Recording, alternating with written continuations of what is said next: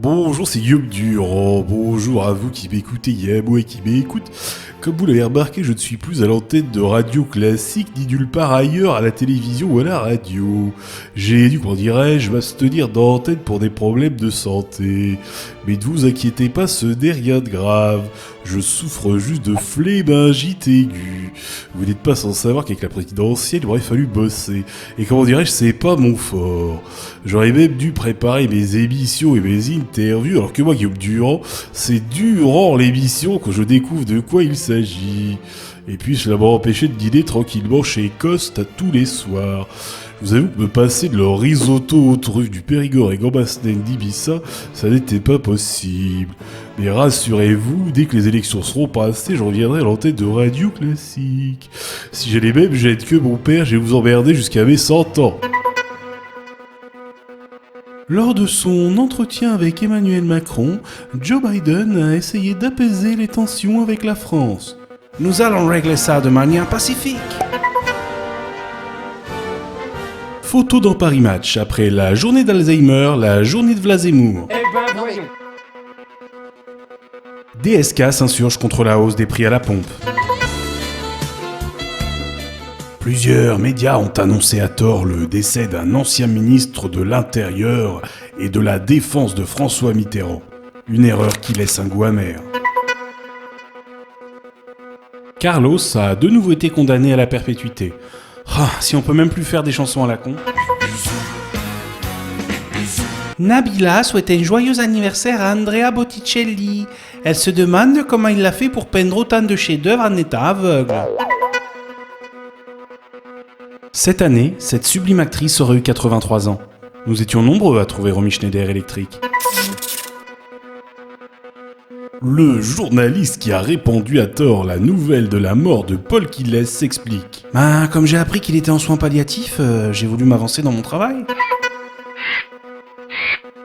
Roland Dumas ne trouve rien à redire à la hausse du prix à la pompe. Nino Cerruti, 91 ans cette année, ne s'est jamais séparé de l'usine de filage et de tissage fondée par son grand-père en 1881. Elle fournit encore actuellement de nombreux tissus pour sa marque. Pour Nino, c'est son cher outil. Pour l'anniversaire de Cyril Hanouna, Vincent Bolloré lui a offert un polo Lacoste. Tous deux adorent les caïmans. Pour lui rendre hommage le jour de son anniversaire, DSK a écouté du Ray Charles pendant qu'il s'occupait de celle de Georgia. Zemmour contre Mélenchon. Un débat entre Dexpots.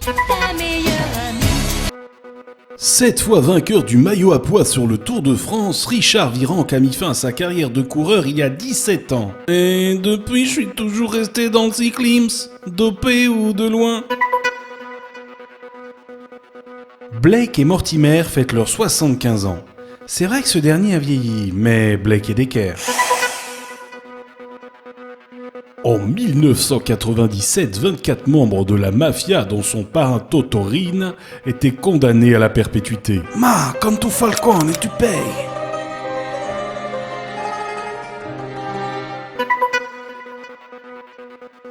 C'est en Bolivie que Klaus Barbie s'est fait ken.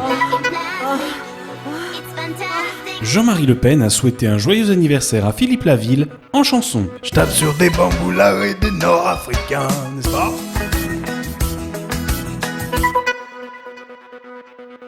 Paul Quillès annonçait mort par erreur.